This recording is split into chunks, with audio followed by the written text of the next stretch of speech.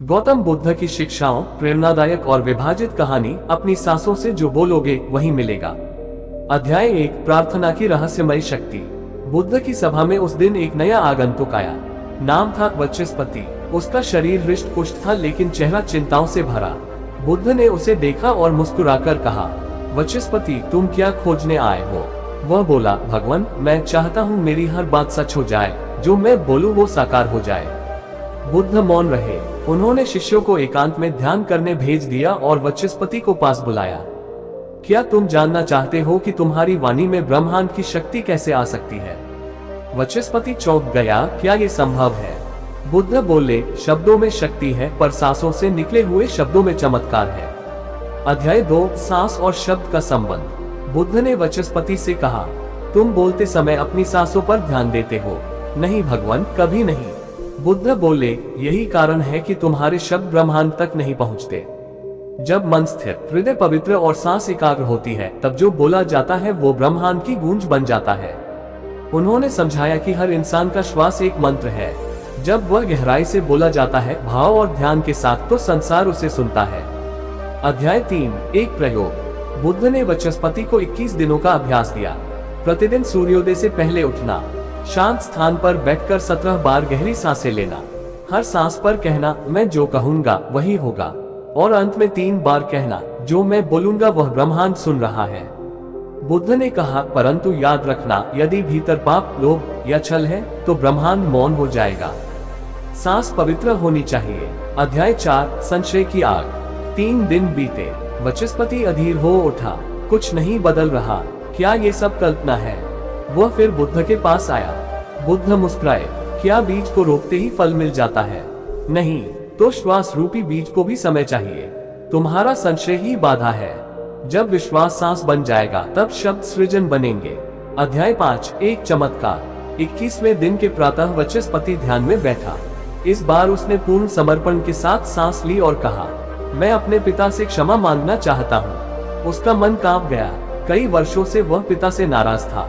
अचानक ध्यान में ही उसे लगा कि कोई उसे गले लगा रहा है। जब उसने आंखें खोली, उसका पिता सामने खड़ा था, आंसुओं से भीगा हुआ।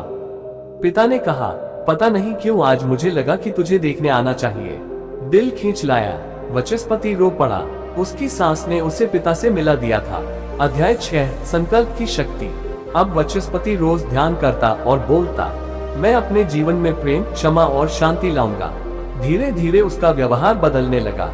क्रोध जाता रहा, लोभ छूट गया। लोगों ने उससे पूछना शुरू किया, तुम्हारे जीवन में ये चमत्कार कैसे हो रहा है? वह मुस्कुराता और कहता, मैं जो बोलता हूँ वही होता है, क्योंकि अब मैं बोलता हूँ अपनी सांसों से। अध्याय 7, बुद्ध की अंतिम सीख। जब वह एक बार फिर बुद्ध के चरणों में बैठा तो उसने पूछा, भगवान, क्या हर कोई यह कर सकता है? बुद्ध बोले, हाँ, परंतु शर्त एक है, सांस को अपने भीतर ईश्वर समझो। जो सांस से बोलेगा वो ब्रह्म से बोलेगा, जो मन से बोलेगा वो माया से बोलेगा। ब्रह्मांड माया की नहीं, ब्रह्म की भाषा सुनता है। अध्याय 8, जीवन बदल गया। वचस्पति अब दूसरों को भी सिखाने लगा, तुम जो भी मांगते हो पहले उसे सांस से बोलो। मन में नहीं, श्वास में भरो। क्रोध नहीं, करुणा भरो। डर नहीं, भरोसा भरो। वह एक साधारण इंसान से एक दिव्य प्रेरणा बन गया। अध्याय 9, सांस, वाणी और ब्रह्मांड। बुद्ध ने एक बार कहा था, जो अपनी सांसों को साध लेता है वह ब्रह्मांड को साध लेता है, क्योंकि जीवन स्वयं सांस है। जब जीवन और शब्द एक हो जाएं, तब कुछ भी असंभव नहीं रहता। अध्याय 10, आपकी कथा शुरू होती है। ये कहानी वचस्पति की नहीं, आपकी है। आज से आप भी यह कह सकते हैं, मैं जो बोलूंगा वही होगा, क्योंकि मैं अपनी सांस से बोलता हूँ। तो क्या आप तैयार हैं? आज ही से सुबह सुबह उठकर 17 बार गहरी सांस लीजिए और बोलिए, मैं जो कहूंगा वो ब्रह्मांड में घटित होगा, क्योंकि मैं अपने भीतर सच्चाई, शांति और प्रेम को बो रहा हूँ। अध्याय 11, रात्रि की वह रहस्यमयी सांस। एक रात वचस्पति ध्यान कर रहा था। चंद्रमा की शीतल रोशनी में वह सांस पर केंद्रित था। तभी उसे भीतर से एक वाणी सुनाई दी, अब केवल मांगो नहीं, अब बनो। वह चौंका, बनूं? क्या? वाणी आई, जो मांगते हो वही बनो। सांस मांगती है, लेकिन चेतना निर्माण करती है। बुद्ध ने अगले दिन कहा, जब श्वास से निकली वाणी आत्मा से टकराती है, तब वह भविष्य नहीं, वर्तमान बन जाती है। अध्याय 12 वाणी का वजन। बुद्ध ने एक प्रयोग करवाया। उन्होंने 3 पात्र रखे और 3 शिष्यों को कहा, पहले गुस्से में कुछ बोलो, फिर प्रेम में, फिर विश्वास में। तीनों बार पानी कंपन करने लगा, लेकिन अलग अलग तरीके से। बुद्ध बोले, तुम्हारी वाणी में जो भाव होगा, ब्रह्मांड उसी के अनुसार प्रतिक्रिया देगा। इसलिए जब तुम सांस से बोलो तो भाव शुद्ध हो। अध्याय 13 सांस और मृत्यु का संबंध। एक दिन एक भिक्षु ने पूछा, भगवान, क्या सांस मृत्यु को टाल सकती है? बुद्ध बोले, मृत्यु टल नहीं सकती, लेकिन सांस उसे सुंदर बना सकती है। जो अपनी अंतिम सांस में कह सके, मैं पूर्ण हूँ, वही सच्चा साधक है। वचस्पति ने ये सुना और ठान लिया, मैं अपनी हर सांस को पूर्णता से जीऊंगा। अध्याय 14 ब्रह्मांड की भाषा। बुद्ध बोले, ब्रह्मांड हिंदी, संस्कृत या पाली नहीं समझता। वह केवल सांसों की लय, हृदय की भावनाओं और चेतना की गहराई को सुनता है। अगर तुमने भावनाओं को पवित्र किया और सांसों को शांत, तो तुमने ब्रह्मांड की भाषा सीख ली। अध्याय 15 वचस्पति का चमत्कार। एक बार गांव में सूखा पड़ा। लोग बुद्ध के पास आए। बुद्ध ने वचस्पति की ओर देखा, अब तुम्हारा समय है, बोलो सांस से। वचस्पति बैठा, आंखें बंद की, गहरी सांस ली और कहा, हे प्रकृति, जिस प्रेम से तू जन्मी है, उसी प्रेम से इस धरती को जल दे। अगले दिन मूसलाधार बारिश हुई। लोगों ने कहा, चमत्कार हुआ। बुद्ध मुस्कुराए, जब सांस में प्रेम हो और वाणी में समर्पण, तब चमत्कार साधारण बन जाते हैं। अध्याय 16 वाणी की तपस्या। बुद्ध ने शिष्यों से कहा, आज से 7 दिन मौन रहो, पर सांस से बोलते रहो भीतर, देखो क्या होता है। 7 दिन बाद शिष्य बदले हुए लौटे। एक ने कहा, मैंने पहली बार अपनी अंतरात्मा को सुना। दूसरे ने कहा, मैंने जो मांगा नहीं था वो भी मिल गया, क्योंकि अब मुझे समझ आ गया कि मुझे वास्तव में क्या चाहिए। अध्याय 17 सांस और भविष्यवाणी। एक बार बुद्ध ने कहा, जो अपनी सांसों को समझ लेता है वह भविष्य नहीं पूछता, वह भविष्य रचता है। वचस्पति ने पूछा, क्या सच में? बुद्ध बोले, हाँ, भविष्य कोई बाहरी शक्ति तय नहीं करती। जब तुम्हारी सांसें स्थिर हो जाती हैं, तो तुम स्वयं भविष्य की दिशा बदल सकते हो। अध्याय 18 सांस और आकर्षण का रहस्य। बुद्ध बोले, लोग आकर्षण के नियम, लॉ ऑफ अट्रैक्शन की बातें करते हैं, पर वे सांस की शक्ति को नहीं जानते। जो बिना सांस को स्थिर किए मानता है, वह भ्रम में है। जो पहले सांस को प्रेम और ध्यान से भर देता है, उसे मांगना भी नहीं पड़ता, सब स्वयं आता है। अध्याय 19 वाणी के 3 नियम। बुद्ध ने वाणी को लेकर 3 नियम बताए। 1 सत्य बोलो, झूठ की कंपन ब्रह्मांड को भ्रमित करती है। 2 शांत होकर बोलो, व्याकुलता से ब्रह्मांड की ध्वनि टूट जाती है। 3 सांस लेकर बोलो, बिना सांस की वाणी मृग मरीचिका है। जो ये तीनों नियम पालन करता है, वह जीवन का निर्माता बनता है। अध्याय 20 बुद्ध की अंतिम सांस। एक दिन बुद्ध मौन में थे। एक शिष्य ने पूछा, भगवान, आपने इतनी गूढ़ बातें हमें सांसों के बारे में बताई, तो क्या आपकी अंतिम सांस भी कोई शिक्षा होगी? बुद्ध ने मुस्कुराकर गहरी सांस ली और बोले, स्मरण रखो, जो तुम अपनी अंतिम सांस में कहोगे, वही तुम्हारा अगला जन्म तय करेगा। इसलिए जीवन भर अपनी हर सांस को ऐसा बनाओ जैसे वह अंतिम हो। अध्याय 21 सांस से प्रकट हुआ रूप। बुद्ध ने कहा, तुम जो सोचते हो वही बनते हो, यह अधूरी बात है। तुम जो सांस से सोचते हो और बोलते हो वही बनते हो। वचस्पति ध्यान में गया और भीतर बोला, मैं प्रकाश हूँ, मैं प्रेम हूँ, मैं निर्भय हूँ। कुछ ही महीनों में लोग कहने लगे, उसके पास बैठते ही शांति मिलती है। बुद्ध मुस्कुराए, उसने सांस से बोला था, इसलिए ब्रह्मांड ने उसका नया रूप बना दिया। अध्याय 22 ब्रह्मांड सुनता कैसे है। एक भिक्षु ने पूछा, भगवान, आप कहते हैं ब्रह्मांड सुनता है, पर कैसे? बुद्ध बोले, तुम जब चुपचाप गहराई से सांस लेते हो तो वह कंपन पैदा करता है। वह कंपन शब्द से भी तेजी से ब्रह्मांड में जाता है। वह कंपन तुम्हारी भावनाओं की भाषा ले जाता है और ब्रह्मांड वही लौटा देता है। अध्याय 23 इच्छा और चुप्पी। बुद्ध ने कहा, इच्छा जोर से मत बोलो, गहराई से बोलो। कभी कभी जो चुप रहते हैं उनकी बातें सबसे तेज सुनी जाती हैं, क्योंकि उन्होंने अपनी सांस को संदेशवाहक बना लिया होता है।